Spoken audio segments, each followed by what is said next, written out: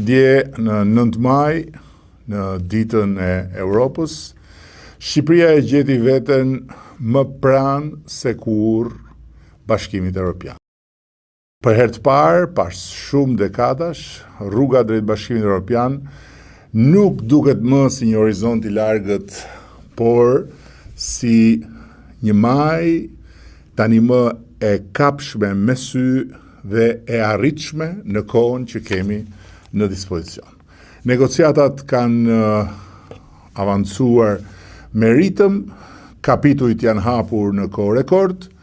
marrëdhënia me Bashkimin Evropian ndërtohet ditë pas dite me rezultate konkrete dhe tani më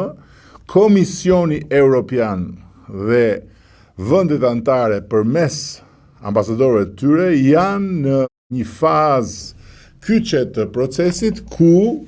diskutojnë raportin e komisionit, i cili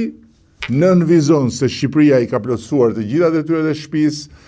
dhe është e gatshme të hyjë në fazën e mbylljes kapitujve duke kaluar përmes piketave të ndërmjetme.